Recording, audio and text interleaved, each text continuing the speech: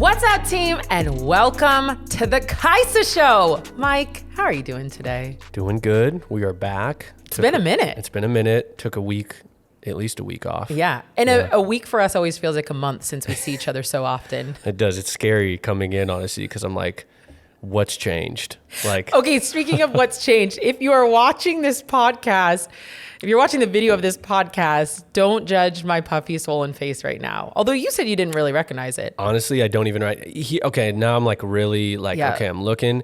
You know, the interesting thing is it just kind of looks like what filters do to everybody. What an Instagram filter Yeah, does. so it just looks normal. Like the only thing I notice is your cheeks are just a tad like higher. Swollen. But that's what I feel like that's what people go get surgery for. So you look, I'm like, did you surgery. just, No. It honestly looks good. You look smiley. Team, thank you. No, team, I got a laser. What? Now what? It kind of, now I'm getting dentist vibes. Like you're numb of some sort. Because is that, okay, yeah. No, I'm not really numb.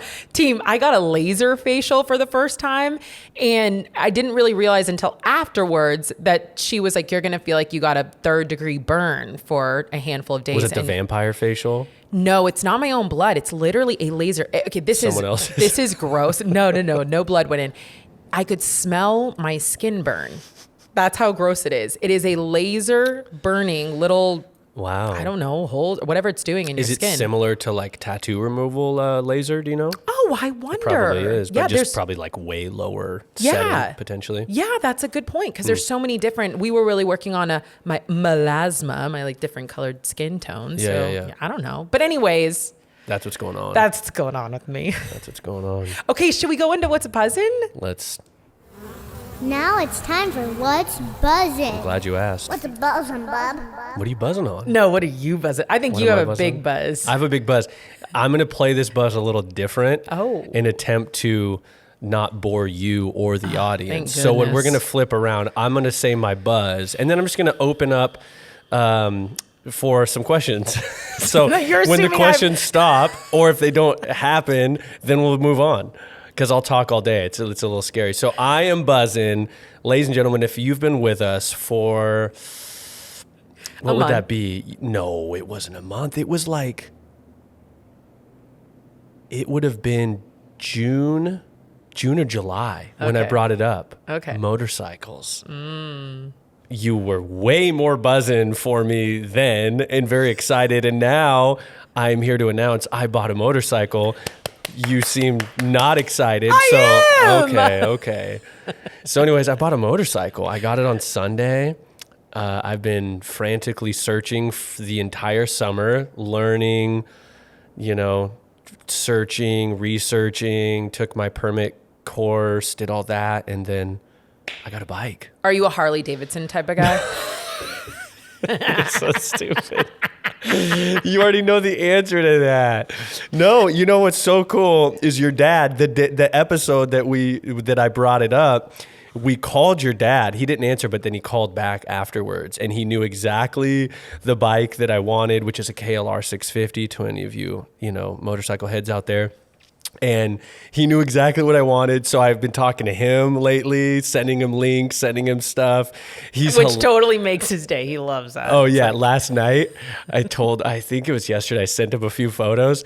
And he was like, the text he left me with was like, I bet you just stay up late looking at it, tinkering on it, thinking about all the things that you're going to do on it, and just get so excited. I was like, dude, it's literally me right now, Juicy. You guys are so similar. Yeah. That's the thing. Yeah. And then he told me this morning, one day, you and him, or like in the spring, are going to go on a bike ride or 100%. something. I was like, oh, wow. Yeah. But this is very exciting for you. So I am excited for you. Yeah. Also, I respect the amount of research, like the amount of effort that goes into the choices that you make, because this was a long time coming. It was. Have you ridden the bike? Yeah. And? It's great. Do you have a cool helmet?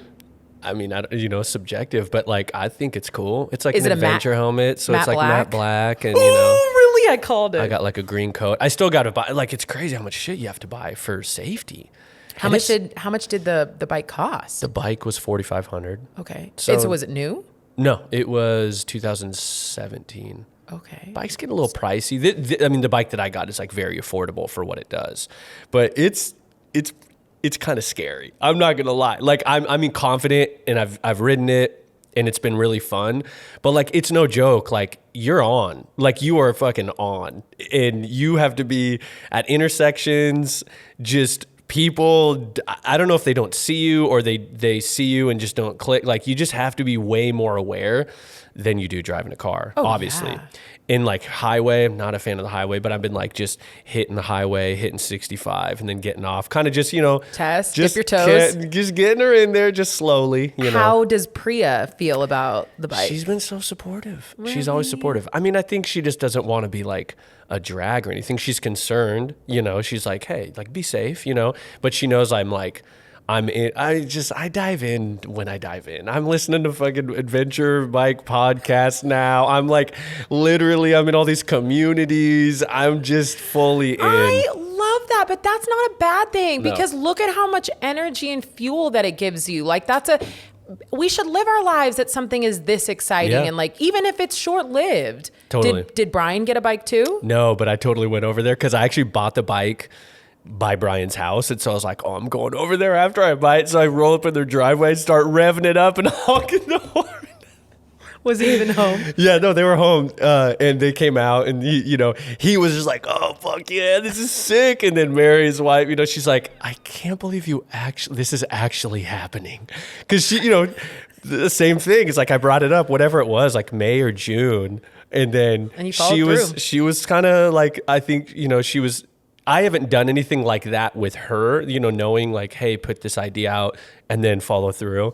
So it came full circle. She was like, wow, this is like, you got a fucking motorcycle now. Yeah. Like, Brian's getting a motorcycle now. Like, holy shit. He's gonna get. So, and if you don't know, team, Brian, who does Mike's and my tattoos, is Mike's really good friend, and they have been talking about going on their motorcycle journeys he's together. He's gonna be my bike bud. There we go. Yeah, Oh, I call him the Road King. Okay. So dorky. Okay. He doesn't even have a bike yet, but he's the Road King. And what are you? I don't know yet. Okay. I'll think of something. Yeah. So anyways, that's what I'm buzzing on. That's amazing. Yeah. Do you want to tell us anything else about your new toy? I know. I mean, I could sit here. We could make this whole podcast, but I'm not gonna do that Maybe unless one you day. have any other questions, which I doubt. No, I don't. I did take a cruise though yesterday. Like, it was sunny and it was so nice. It's just fun, like, literally to go for like anywhere. Just go cruise around the neighborhood. It's just fun. And there's a lot to learn. Like, there's so much to learn. When you drive a car, there's not much going on. Yeah.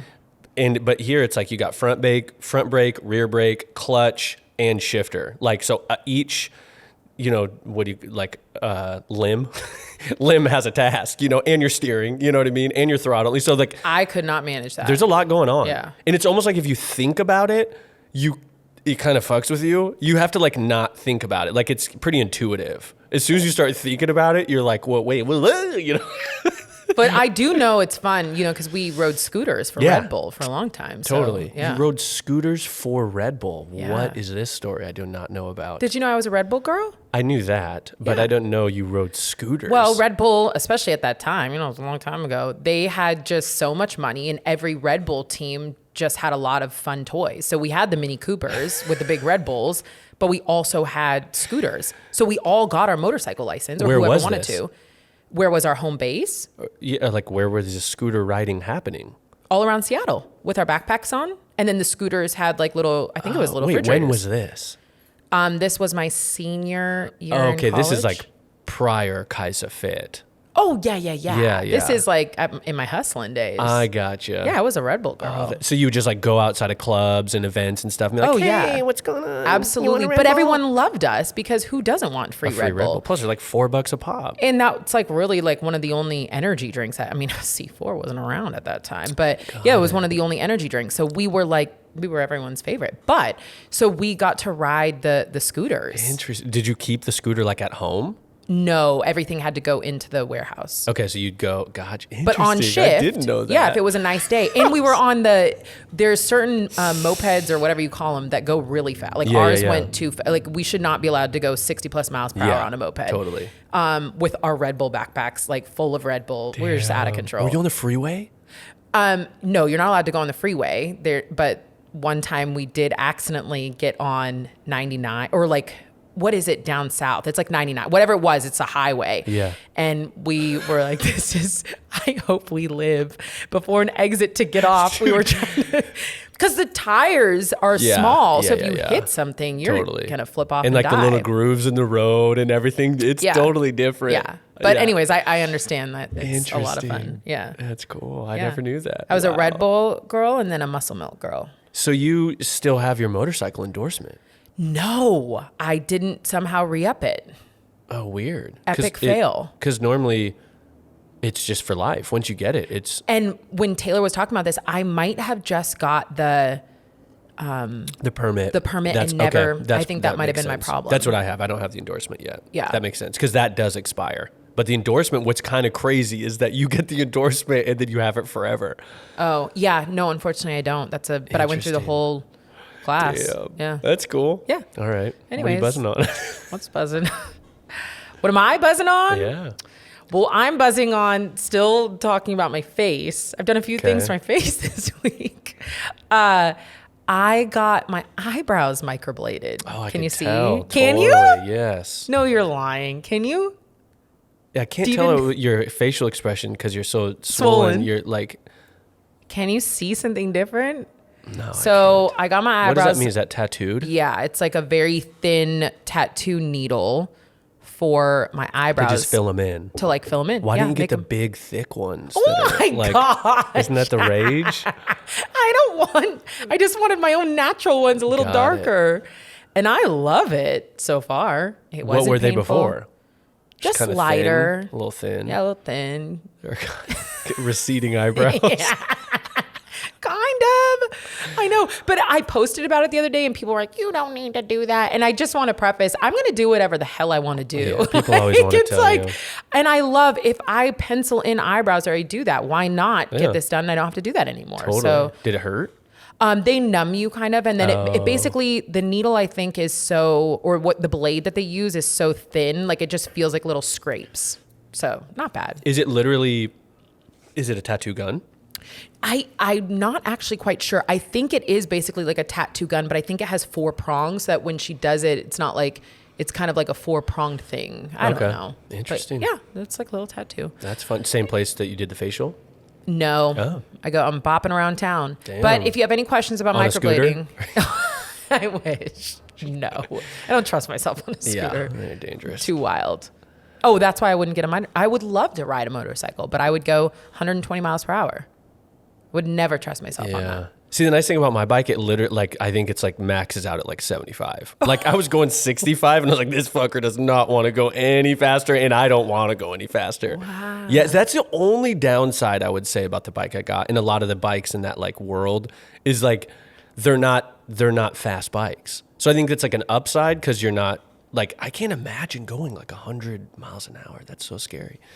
Yeah. But yeah, so that's good. All right. Sorry, I brought it back to my buzz. No, because that's I'm buzzing. okay. You're buzzing. Right. Buzz on. Yeah. I love that. All right. All right. Well, if you have questions about Mike's bike or hit me up. Drop me a DM. My microblading, you just DM us, team. All right. So today we have some fun questions from the team. Yeah, we're doing right? listener questions. I love these episodes. Yeah, we've been taking a little break. Let's see. How can I see and speak? Now, while you're figuring this out, I'm just going to remind the team. Remember, team, if you have questions, comments, suggestions for topics, go to KaisaFit.com/ask. And the cool thing there is that you get to record your question, comment, and then we get to play it on air. So that's what we're doing with a lot of these questions today from the team. Word. All right. So we're going to start here because I think it's a good little transition. What's up, team? Long-time listener, second-time caller. I just wanted to chime in on are we buzzing too long? That whole debate, and I got to say, I'm a fan of the long buzz. I really am. I feel like you guys start buzzing, and then the buzz leads you onto bird walks, which leads you into interesting conversations, which I'm here for. So I support a longer buzz, but I can't fucking do flares. Oh my gosh! Okay. That was Mike's wife, Priya. First of all, I will say the fact that Priya listens to the podcast and enjoys, because she said that. And she doesn't listen to podcasts. And who would want to listen, no offense, but who would want to listen to an extra hour of their husband? This is what blows my mind. Like, I'm still befuddled. It's an honor. Yeah. Such an honor. And you know what? I'm going to keep rocking the flares. I know exactly which ones she's trying to come at me for. To each their own, Priya. On a real note, this podcast has helped my relationship, which is very strange because I thought it would put a strain on it. You know, so now... Really? Well, yeah, because she she's part of the team. She like cuts the clips and everything. Priya listens to everyone because she also cuts our clips. Yeah. And it's been strange that she still wants to talk to me after because she's like, oh, I got to go work for a little while, which means listen to you bullshit with Kaisa for an hour and a half. Such an honor. I know. That is honestly, that is the highest compliment. Yeah. So that's been cool. And honestly, shout out just in general to the people who are listening. Cause I think it is growing. Like, you know, I'm not used to all the messages and comments like you are, but like I get messages and comments on my Instagram. Really? I see it on YouTube.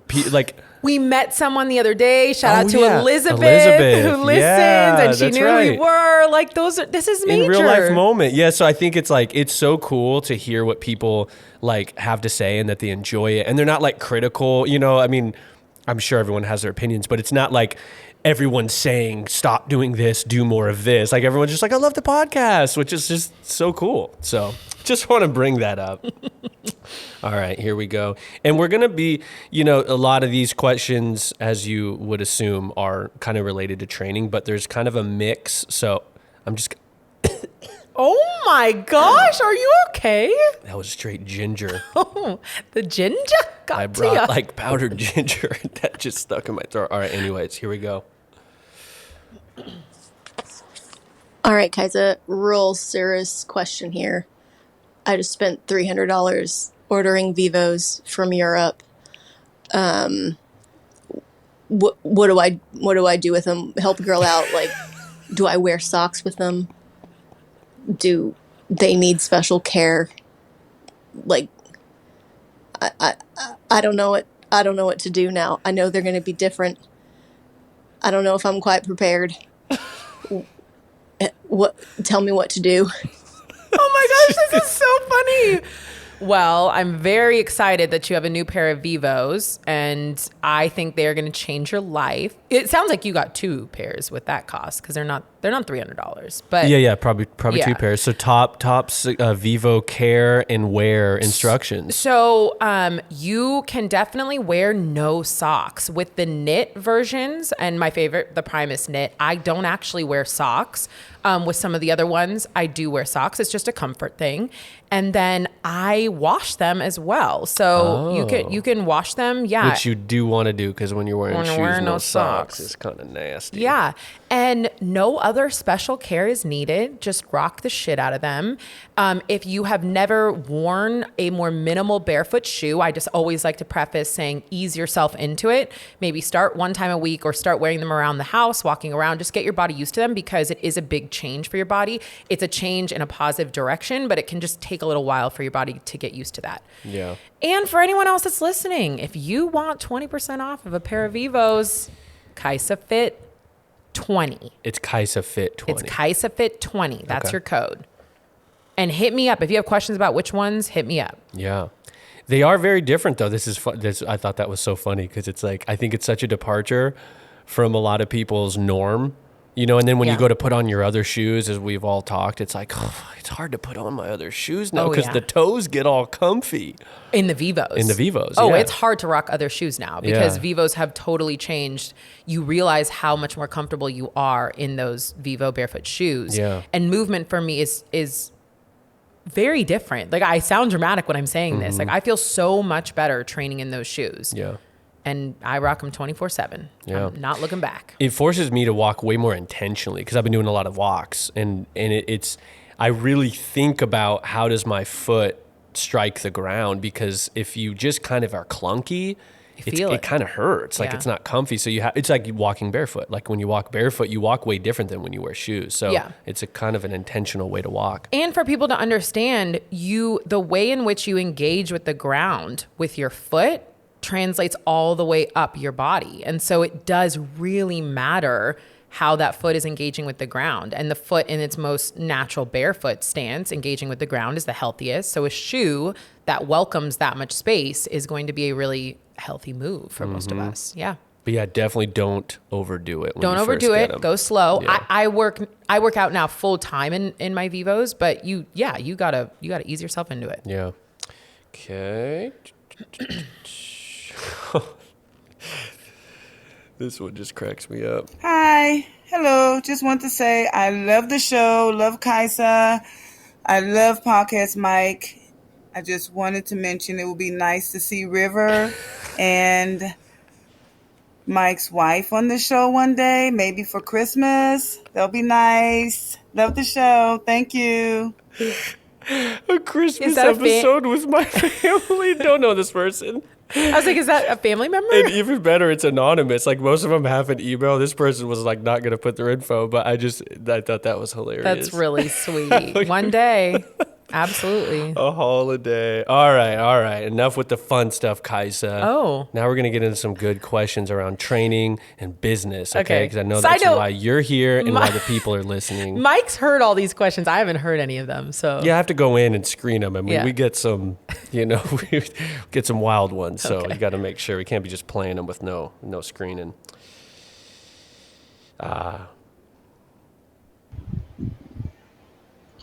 Hi Kaisa, my name is Ellie and I'm a really big fan, and I just want to tell you that I just listened to your podcast about fear and I really connect with everything you said. I opened my business 1 year ago, and I mean, I love what I do, but I'm not earning the money that I need to pay a lot of things. So now my parents are sick and need me to help them, but I don't know how to do it. I just think that I need to quit up of my dream, to quit about this business and have a regular job and do regular things, but I don't know, just really having a bad year and I'm sad and anxious, and well, just wanted to tell you that I really loved your content, and if you have any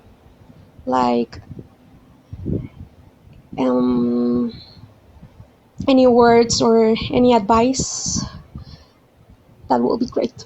Love you so much. Never change. Oh, damn. Well, Ellie, thank you for calling in and for listening. This is hard. That's really hard. You're obviously in a very difficult position in life, or season in life. This too shall pass. I think some of the lessons that I've learned, because again, I don't know your story, so I can only talk about my experiences or trying to put where you are right now into pieces of where I've definitely been in my life.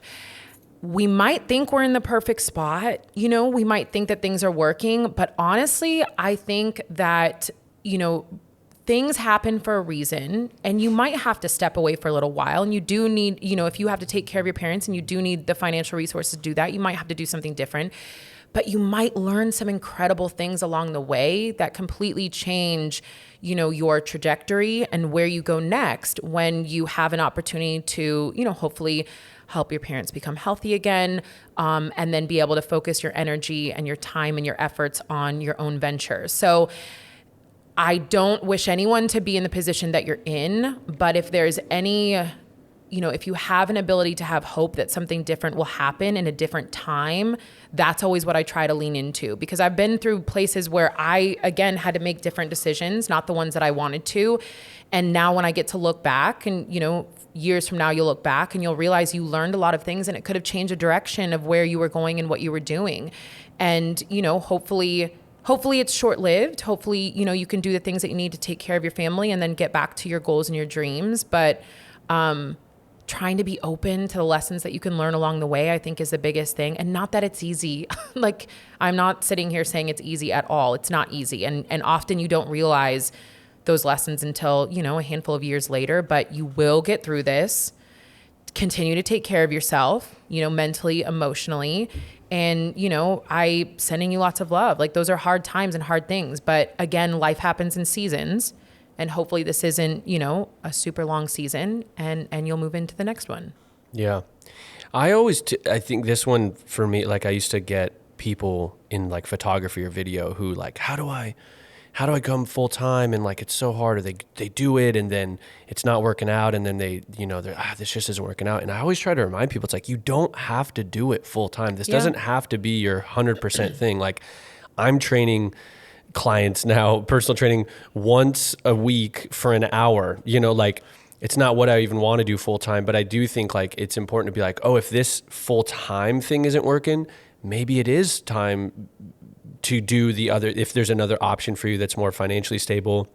And then just doing some training in the weeknights or in the weekends or whatever, or take a break. And it also doesn't mean you have to stop forever because you stop now. Like you're saying, it's like you can take a pause and you can come back to it when that season's changed. Yeah.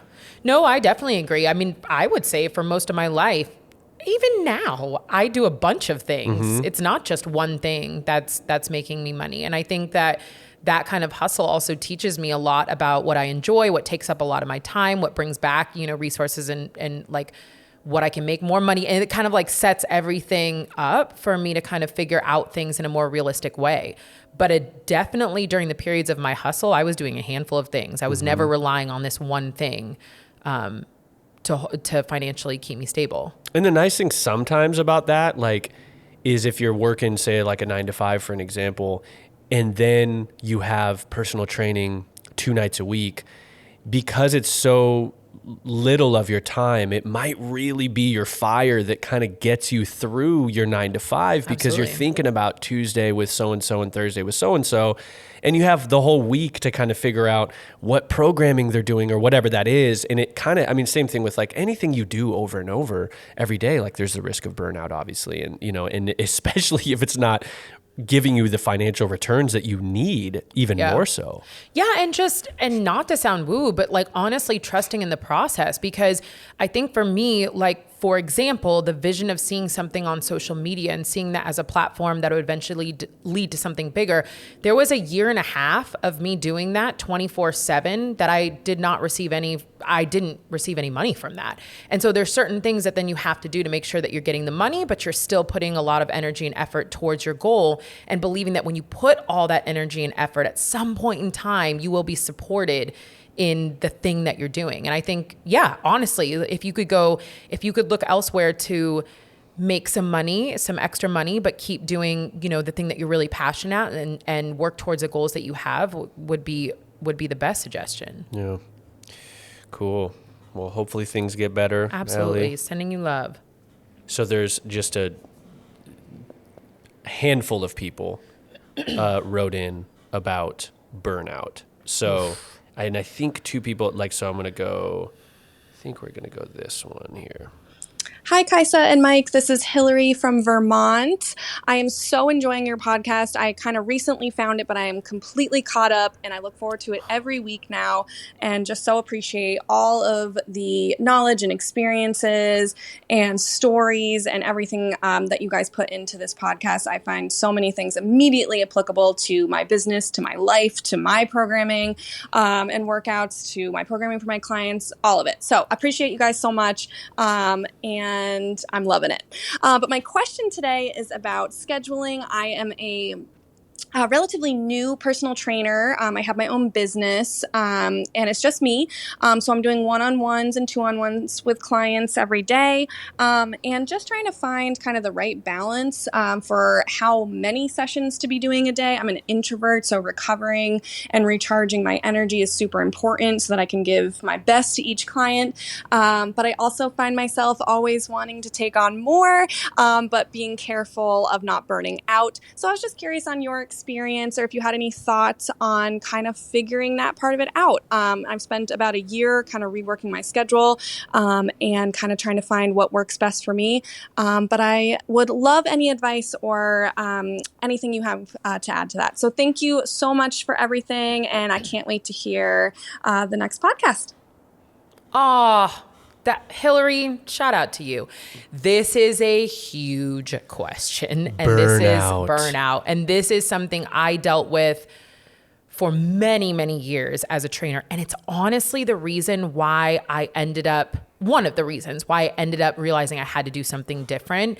So one of the things that people don't realize is a 40-hour work week for somebody that goes, to a 9-to-5 corporate or desk job or something different is not really possible for a lot of trainers because of the amount of energy that each human being takes from us within a day, and then the amount of energy that is spent programming and doing design, and then depending if you're running your own business.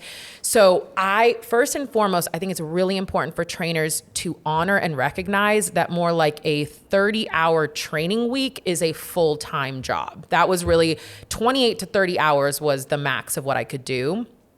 The other thing that I started to find a lot of benefit from was adding more people into a training session. I know this sounds odd, but hear me out.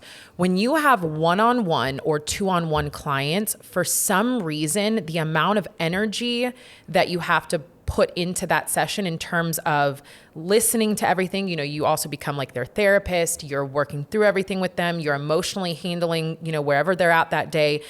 And even it happens on two-on-one, is a lot more intense than when you have 4 or 5 people in a group. And it was the biggest transition for me. That's when I started to do what I called SMART training, which was small group training. And it was, I made more money. So I maximized the amount of money I could make within my hour. I saw more clients, and it was far less stressful because they all became their own friends. I just became the coach, making sure that the programs were written, that they were doing the movements right, and that I was cheerleading them along the way. It was the best thing that I possibly did to manage the stress of clients, because especially for people that are a little bit more introverted, it is so much energy to be on in front of clients for hours on end, right? Your clients 6, 7, 8, 9, 10, like it's just hours and hours of that. It is exhausting. You will burn out. I don't know how, if you're not burning out, you're probably not showing up 100%. And I think one of the best ways that I remedied that was adding more people into a training session.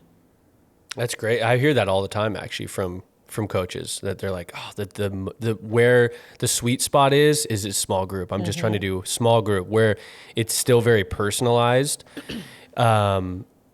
where it's not like a group, full big group class. So you get to still spend that one-on-one time, but then, they maximize the money, obviously, in the hour. And then they converse and they share stories with each other. They partner up and all those kinds of things. And like Hillary, honestly, you can do it several different ways. You can do small group where that group of people are working on the exact same thing. Or I ended up doing small group where I would do one-on-one personal training sessions just to assess that human and then write their program and teach them. So it was a 2-part. Like, I assessed you in one session, I taught you your program in a second session, and then by that time you were heading into a small group session.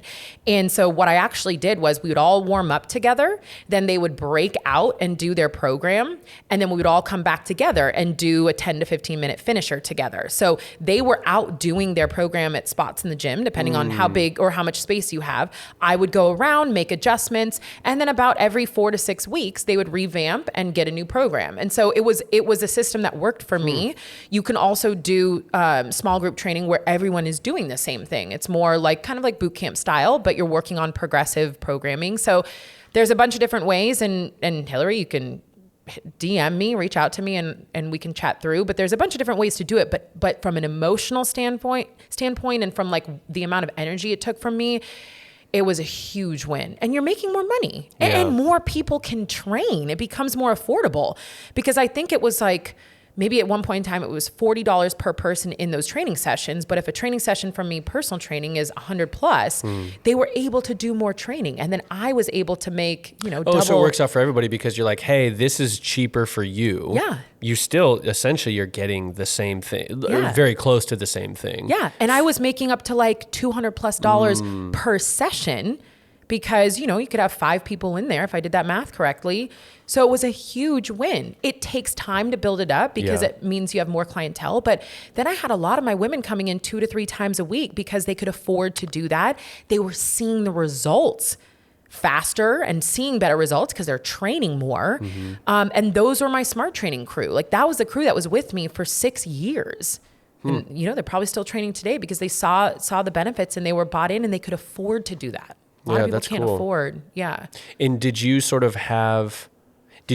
out, like, did you know that? Like, were you like, okay, this is what I need to do? Or did it sort of like happen to you? It was a 2-part thing that happened. I was getting really, really burnt out from one-on-one training. And I was super frustrated that a lot of people that deserved to be trained and to be taught about their body couldn't afford it. Yeah. It would just, and I was at a very boutique, expensive place in Seattle, and it was just so frustrating to me. And I wanted to figure out how, because group classes are great, but if you are in a group class, you're not getting the one-on-one attention of how somebody should make adjustments to you and how you could be in a progressive program and how you could, do warm-ups that would really help, you move better in your workout. And I thought I wanted everyone to have that experience. And so that's what kind of led to the thought of how do we do more small group, but how do I make it personalized in terms of everyone getting what they need out of it. Yeah, that's cool. Yeah. How, like, kind of second part to that question, and because instead of just playing another question that's along the same lines, I'll just ask the question of just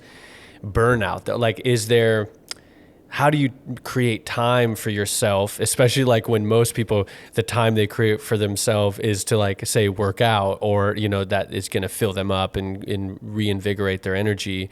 How do you do that when you're training people 30 hours a week, or what things worked for you to sort of like re-energize? I mean, I'm extreme. So I'm just going to put that there. If I was burning out on something, it taught me really quickly that wasn't the thing that it wasn't sustainable. That wasn't the thing I was going to be able to do for life. So all of my burnout sent me in a different direction. I was burnt out from what was happening at Zoom. I started my own business and I just did smart training somewhere else. I burnt out from that. I realized. Now, why was that better?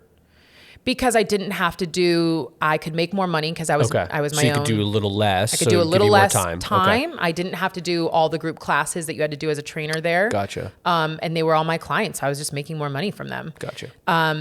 Burnt out from that. Went back to school. Every single burnout, I'm trying to figure out, like, what's the lesson here, because I have to figure out something that I can do for the rest of my life. I will say the one guiding light the whole time was that I wanted to get the world to move, and I wanted to figure out how to get movement out to the masses. So I knew that, I just didn't know in which way. So I did always have a North Star of, I want to do this thing, but whatever I'm doing right now is not sustainable. So I wouldn't be able to make my dreams and goals come true. And so I was constantly using the burnout as an evolution for the next thing. I don't think everyone has to do that. I think for burnout, you can also look at your life, and we've talked about this a lot, the pie of your life. If most of your life is in work and then working out for trainers, where are other places? Like, can you slice a little less in work? Can you cut down a few hours and add in something extra? Can you add in something that's a little bit more of like a hobby or something else that you enjoy doing that fuels you?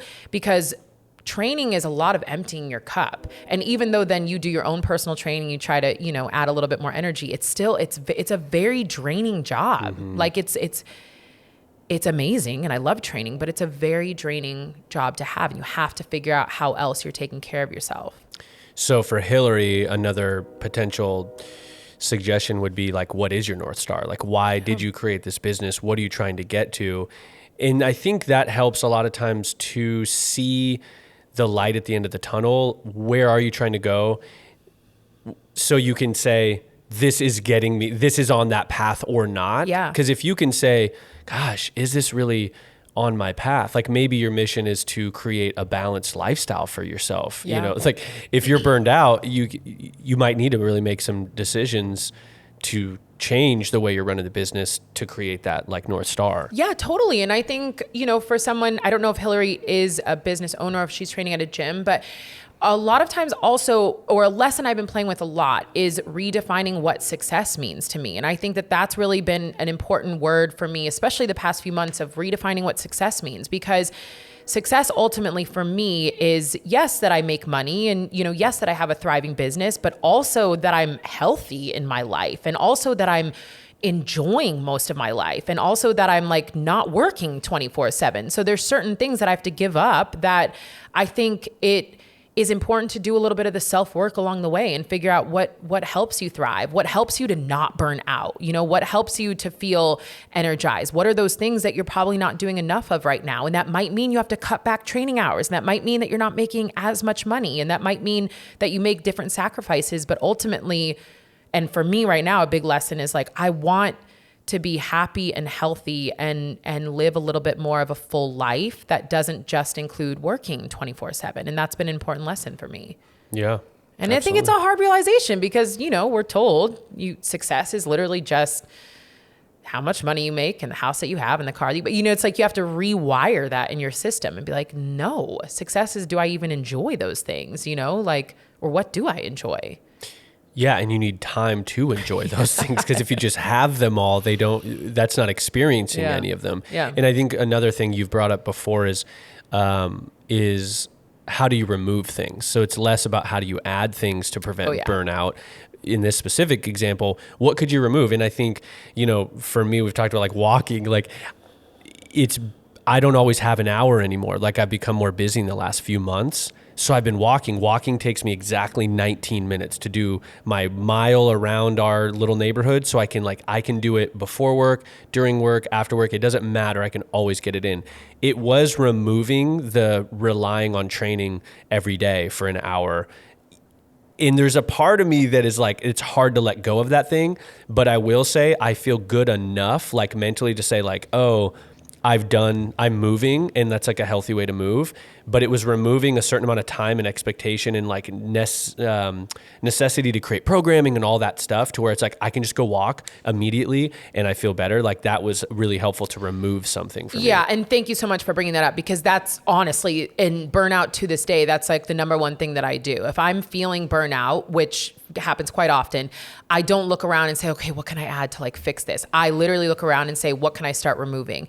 And a number one thing for me that I start removing is obligations, like outside obligations. I probably meet up with friends less. I probably go out less, like things that are really fun, but they're still stressors for me. And I just start reducing expectations I have on myself, reducing outside things that I'm doing, and just try to get to like a doable place so that I can heal. You're not going to stay in burnout forever. You can give yourself a moment, heal, come out of that, and then go back into, what you were doing, hopefully with a new perspective on things and hopefully with a new kind of, slicing that pie a little bit differently. But remove before you add. And also, I think just, again, kind of going over all this stuff because like literally there's like 5 people who wrote in or called in around burnout. Something that like, I think we've mentioned this before, I forget when it was, but using like one thing that worked for me was using a calendar to schedule time to do things. So it's like in the future, you like Hillary or whoever could literally say like Tuesdays from 10 to 11:30 is my burnout prevention or what, like being very intentional what this time is for. And you don't let anybody encroach on that time. You don't schedule training sessions. You don't have a call. You don't go for brunch, whatever. It's literally, if it's just you sitting there for an hour and a half just to like help not be burnt out, whatever it is, but make the time for it. And then you'll fill it with things that might bring you more joy. Yeah. And you have to value that because what's hard as a trainer is it's a direct relationship between you work more hours and you make more money. And one of the biggest things that I would suggest is for you to understand what you're capable of on a weekly basis in terms of hours. Like, just like I was telling you, 30 was honestly too much for me. It was 28.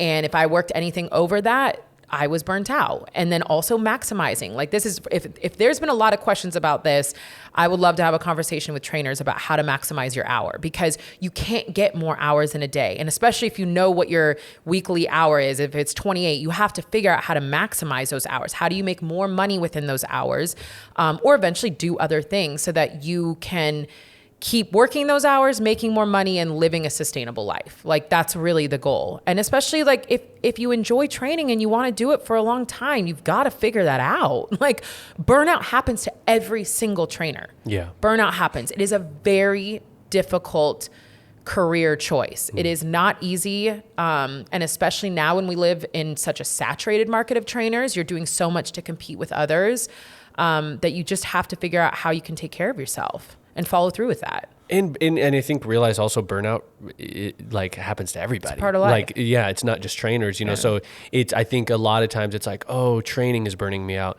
Well, also like working at Starbucks might burn you out, and also being a videographer or whatever might burn you out. Like jumping isn't typically the solution. Sometimes, yes, it can be, but it's like, how do you find balance within the thing? Like that's the real, the meat of it. And I think it just goes back to just repeating. I do think it's important for people to have a North Star of their life, you know, North Star of their life, their career, and just figure out like, why am I doing these things? Because it can help to keep things in check. And then it can help to figure out what are the things that you can cut out that aren't guiding you towards that North Star. Yeah. We're on trainers right now. We're preventing burnout. So I think it's kind of fun, specific questions, like takeaways. How would you build your hours? So did you ever do was it like 8 to 8:50 and then you take another client at 9, or was it 8 to 9 and then you always gave yourself an hour before you start another client? Like, how do you build time as a trainer, especially for new trainers? Well, that's hard because there are certain valuable times within a day, right? Like early in the morning and then in the later afternoons and evenings. And I did 55-minute sessions. Okay. So it was essentially like 7 a.m. to 7:55, 5 minutes, get my new trainers my new clients like programs out, jump right 8 into the next. a.m. to 8:55, 9 a.m. to 10. Yeah. So, and I think it would be like 6:30, 7:30, 8:30, or 6:30, 7:30, and then I think 9:30 was a popular time.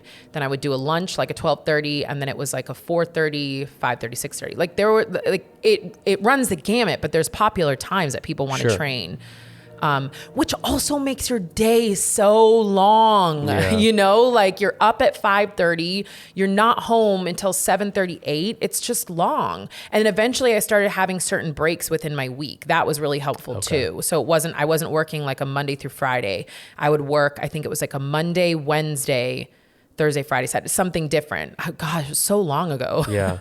But I could take a moment to some of your try to tips, I mean, if you were to just throw it to say like new trainer, would you recommend building it like that? Like let's just say they have clients coming in and wanting to schedule them. Would you say that like do that 55-minute session, reset for 5, or is that more advanced training? Like would you give a new trainer an hour between each client, or what do you think? No, I wouldn't give you that much time between a client. I think you get in the groove and you should go. If you had your way, I would highly suggest trying to just stack being a morning trainer or an evening trainer. Oh, okay. And I think that would be my number one suggestion, only because then your days are not so long. So maybe you're a morning trainer and you stack all those, but maybe you work 6 days a week. But then your day is done by, 1:30, and then you have the rest of your afternoons and evenings to relax or take care of yourself or do the thing or you write programs or this and that. You don't have the luxury, honestly, especially as an early trainer, of really choosing your time. There are the golden hours, 5, 6, 7. That's when people want to train AM. Before work, during lunch, or after work. Did you prefer, or was there a difference in morning training versus evening, like with attendance, or is there like would you say, if you were to go back to it? Yeah, I think early morning training is the most dedicated people, just because early morning training, like the people that are getting up that early to go to training are very dedicated to showing up. Evening, no matter what, always becomes, because there's things that run into your day. Like, meetings ran long, this is traffic, kids. But it didn't matter to me.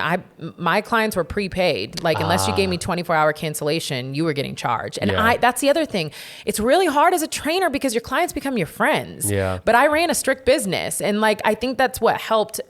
Like, they had a lot of respect for what I was doing. Like, I worked so hard. I was 24, 25 at the time, running my own company and like trying to get people to take me serious. And I did all the things to look the part. I had my business cards printed. Like I acted a certain type of way. I was very friendly and professional, but like programs were always written. I'd never had a fucking phone out. That is my number one pet peeve with trainers today. Like I ran a very tight professional business. Also, all trainers, hire an accountant. You're going to get fucked if you don't. Hire an accountant, have somebody deal with your money. You can never evade taxes. Like deal with it now, otherwise it will eat you alive. So there's a lot of things that I did along the way that when I look back at 25-year-old Kaisa, like I'm so proud proud of what she was doing there. But I ran a very tight business. And I had the luxury of at some point in time earning the right to have certain hours, certain days off, and certain days that I trained to try and take care of myself. It ultimately didn't exactly work. That's why I was still burnt out and still trying to figure out what my next goal was. But also that was you for your North Star, you needed to move on to something different anyhow. Absolutely. Yeah. Absolutely. And I think that, and we've talked about it a lot, like what always ends up kind of eating me alive is that I'm not doing the thing that I know that I should be doing. And I think that that's where it was around 28. I think that I realized that. So I've been doing it for about 3 years. Yeah. And I was 25, 6, 7 and running a very successful business. And I'm forever proud of that. It wasn't the thing for me, which is always another realization. I was running a 6-figure business at 25, 26, 27, and I was not happy. And for me to be in that place and have a realization of like a really quick realization of I can have a lot of money and I can do things and I'm not happy. Like I've got to switch things up and I can't just stay in this grind forever. Why weren't you happy?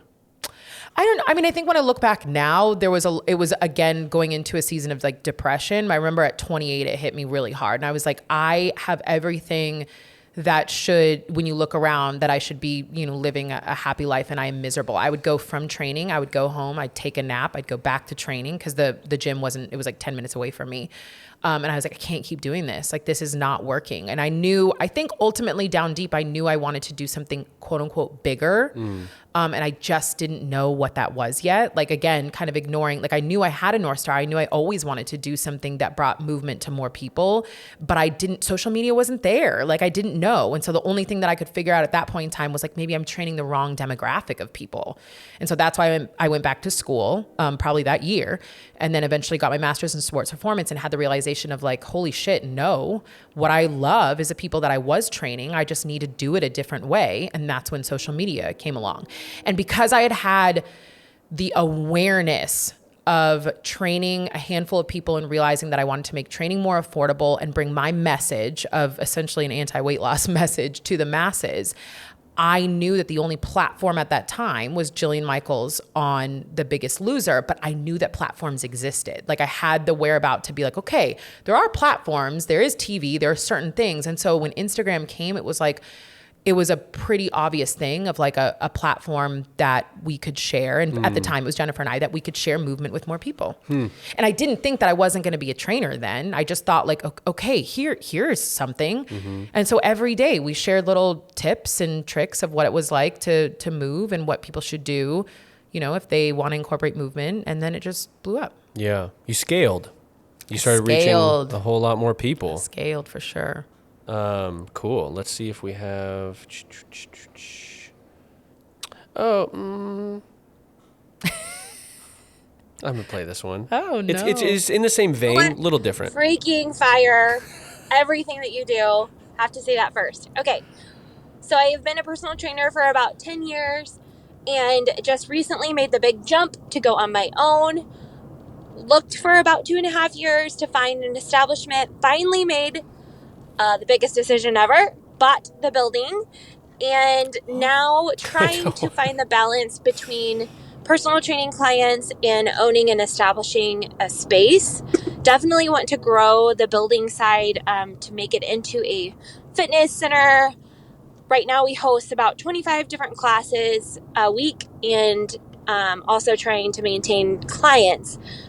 Best advice for juggling being a trainer and also growing as a business owner, definitely fresh and not certain of these territories.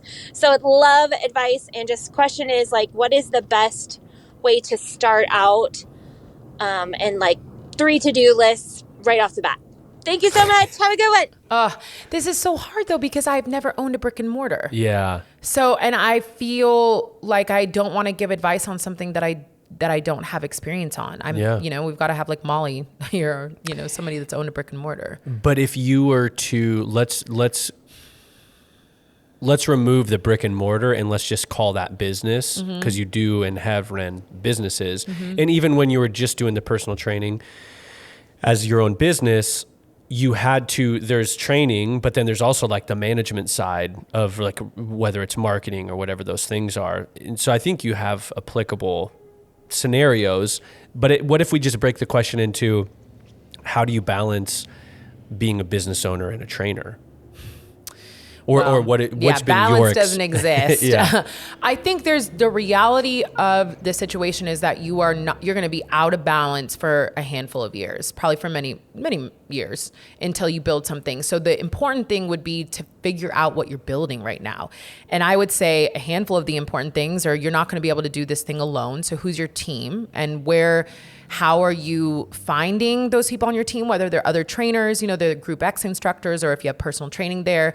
How are you working on building a really cohesive and like important and valuable training environment? I think one of the number one things that I got to do as a young trainer at Zoom was have 2 days a week a train the trainer conversation. And it was every Thursday and Friday afternoon in those off hour times. And that was absolutely one of the most impactful times as a young trainer. And that's where the more master trainers spent time going through things with us, whether it was a topic, whether we had conversations about other clients that we were working with. So for any business owner, I would highly suggest like the trainers having a dynamic and environment of like positive growth, and then safe space is like really important for you to build that culture. And then sometimes I often think, and this isn't tested, but sometimes I think about specializing in certain things. Like I think if I was going to open something, I often think whether or not I would specialize in like really just owning whether it was like strength and conditioning and then maybe some like recovery. Like I think it's like maybe not trying to be everything. I don't know what's in your area. And I think of like places in Seattle, like Kettlability or like certain places that really just own this one thing so that you're very clear about what you're getting.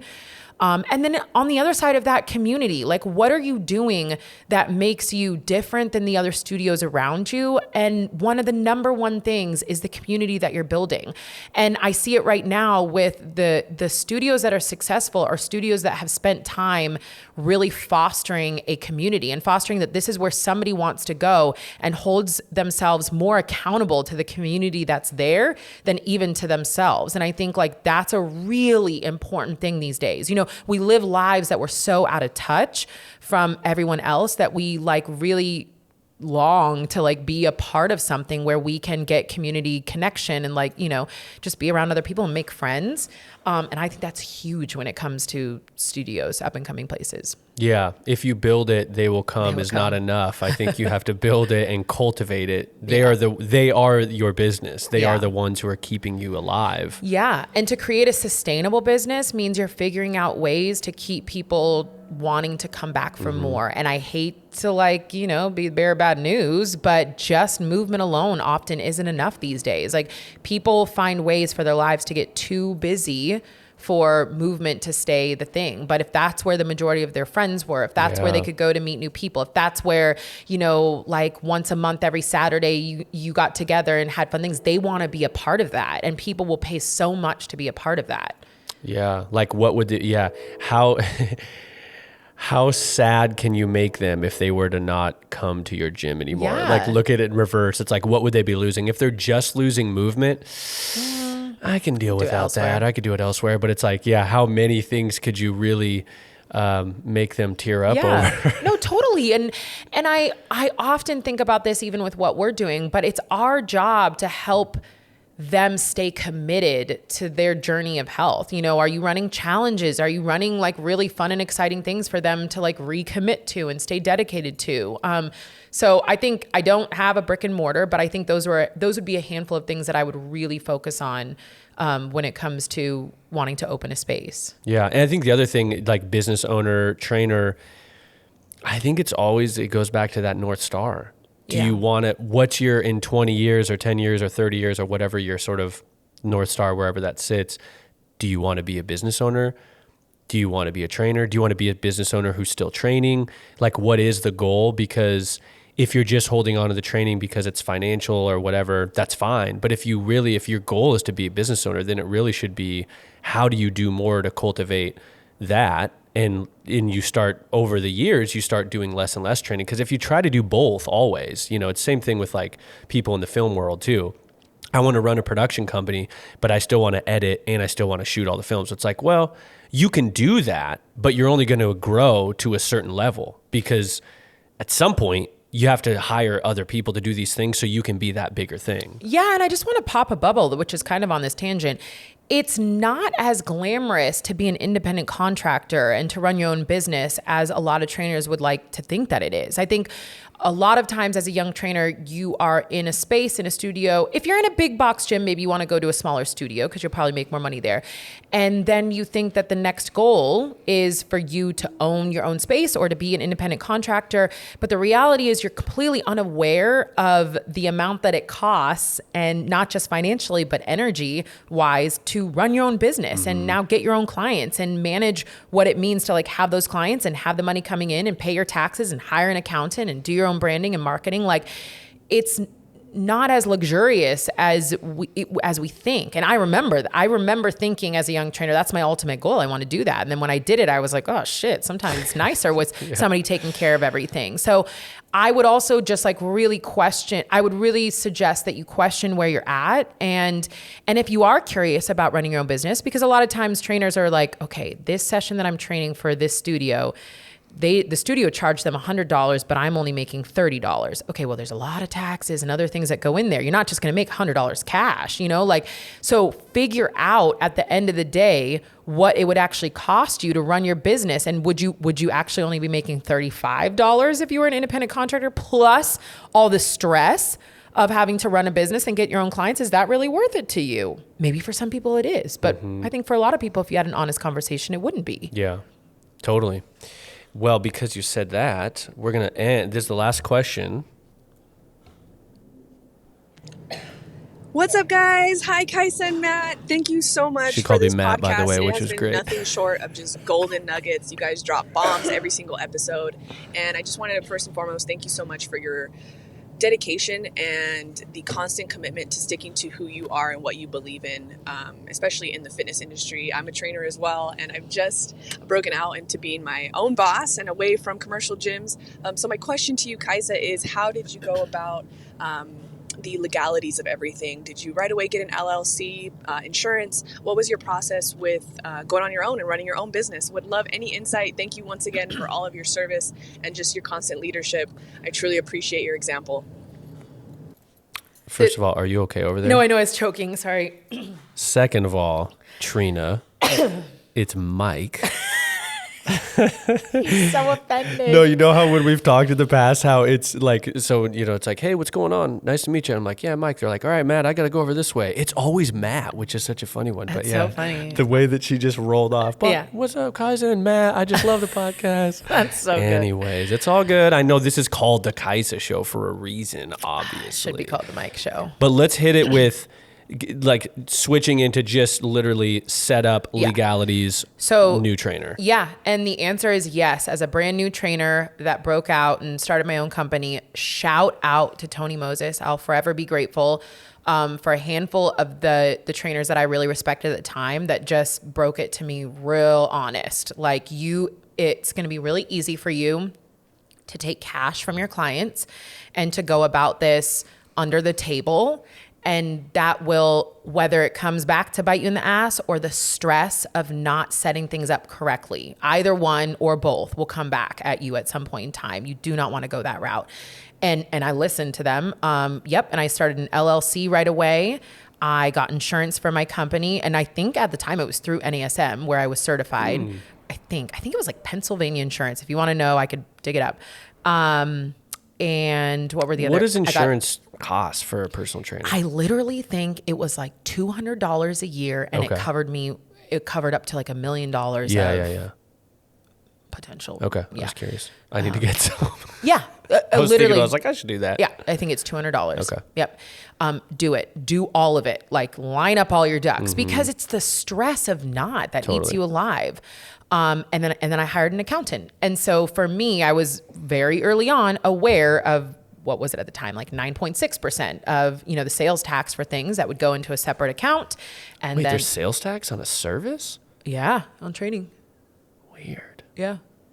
But don't get, the details of check product. your state and all that kind of stuff. Yeah, check your state, check all of it. Yeah. It's all different. But for me, every amount of money that I got, the taxes had to be put away. So if a client paid me, $100, I didn't take that and pocket that. I was very organized about where things went and then how much I paid myself on a monthly basis. So yes, the answer is be organized from the very beginning. It is so easy to go under the table in training, and you do not want to do it. Yeah. You do not want the stress of it. You do not want the legal issues that will come from it. And you want to start yourself out for success. Take yourself serious. You are a business now. Do all the right things to set yourself up for success. Yeah. Grow from a solid foundation too. Because if your foundation's all rocky and, janky, then it's that's what you're building your business on. Honestly, people will take you more serious if you're put together that way. I was so proud the moment I got a Square reader and I could take credit cards that way. And it was just, I took myself very serious in business. And I think that was a big part of my success. My clients and, other trainers around me, really respected the way that I ran my business because I respected my business. Yeah. And I think you have to do that. Yeah. Withhold your taxes. Figure out whatever that is.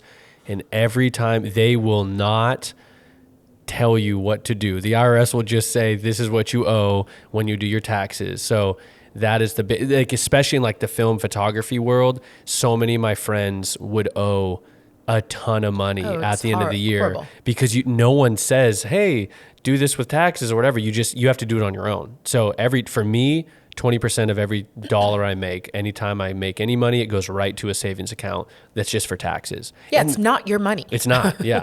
And the nice thing is when you do figure out that amount, you talk to your accountant, get some tips. At the end of the year, usually, especially if you're writing things off as a business, which you should be doing too, which is another reason to set things up legit so you can actually write things off, then you usually have this little egg of money because you probably, at least in my experience, I'm always putting away more than actually needed to pay at the end of the year. So then I would have $5,000-$10,000 and I'm like, oh shit, that new camera that I really want to get for my business, I can buy. I have this money already saved up. Yeah. And this is why I am very fortunate that I found a really amazing accountant early on, but that also the stress of having to manage that on my own was something I couldn't. I didn't understand the ins and outs of that. That was not something. So I just trusted, and it's worth the cost, and it's a business cost. And then you know that you're set up correctly. And the relief of that is worth $1 million. Yeah. And shop around too, I would say, for accountant, get in a good, know that you like them, you can see them physically, not have to be, a lot of people do remote, but it is nice. I go once a year usually and drop my stuff off, and it's just kind of nice to sit down with them. Yeah. Or at least a Zoom. I definitely recommend that. Yeah. Yeah. So get everything lined up, do it right. Do it. And take yourself serious so that others can take you serious. Great. Yeah. Any other big nuggets of wisdom today, Kaisa? New trainers and existing trainers doing big things. We got a lot of cool, buying a building. I was just damn, that's dope. This is cool. That's cool wild. Audience. No, I think the biggest takeaway, honestly, is knowing that you're in a profession that's going to be stressful and that's going to require a lot from you. Find your North Star. Find the thing that that you're working towards, whether or not it's just running a successful studio, or it doesn't have to be something major. That is major, but just find your North Star so that you're constantly making sure that things are lining up to that. The other thing too is just knowing that burnout is inevitable in this industry. It's figuring out the things that you can do, hopefully to prevent it or make it a little bit less, but also just knowing that when it comes, what do you have set in place and what are the things that you're doing that are filling up your cup? Because this is an industry where people are emptying your cup all day. That's literally where you're at. You are not only their trainer, you're their therapist, you're everything for them. And that requires a lot of energy, and you have to figure out where else you're pouring energy into yourself. Yeah, it's kind of wild. When you were saying it earlier, I was thinking, wow, it's the equivalent to having coffee with a friend every hour on the hour for 4 hours and then doing it again that evening. And I was like, holy crap, that would be so taxing. A friend that it's not a relationship though, because the friend is just telling you all the things and then expecting some advice from you and then never it's asks how you're doing. For the most part. Yeah. So totally. And that's to anyone that cares about how they're showing up and who they are as a trainer, that is taxing. Yeah. And I think the other thing too is figure out how many hours you can honestly do. Yeah. You're not like Wonder Woman or, Superman just because you can do 35 hours. Like figure out what honestly you can handle and then try to maximize those hours. And it almost seems like I'm just throwing things out there, but like it's okay, whatever that number is. Like you might find out like 10 hours is all I can do. And then that might inform you, I don't want to be a full-time trainer. I'm a total part-time trainer, and that is the best way for me to show up. And then I can work this other job part-time, and that could work amazing for you. Oh, totally. And I think along those lines also goes into maybe you realize like I really like being underneath, like I like being a trainer inside of a different studio or a gym. Like I really like being an employee of a space. And I think that that's important for people to understand that that's an incredible, like that's an incredible job. That can be like the highest thing that you want to achieve. You don't need to be an independent contractor running your own business. I think that's just really important for people to realize. Yeah. Because not everyone wants to own a business and not everyone is capable of running a business and being a trainer. So yeah, absolutely. Yeah. Awesome. All right. Well, that was a fun one. That was a fun one. And I always appreciate questions from the team. So everyone that called and left a question, thank you. And if you listen to this and you're like, shit, I have a question, go to KaisaFit.com/ask, leave your question. And we also welcome them not to be questions. If you have statements or topic ideas for future podcasts, you can leave those as well. Yeah. Awesome. We're listening. A lot of people talked about recovery for months. We brought Luca on, did a 2-part recovery episode. Fire. I feel like it was received very well. Yeah. So that was generated from people calling in and asking for it. Yeah. The point of us talking is, as much as people probably don't think so, it's really not just for Mike and I to hear ourselves. We want to talk about things that you find interesting. Yeah. So hit us up. All right, Mike, it was so great being back with you. I am very excited for you and your new motorcycle.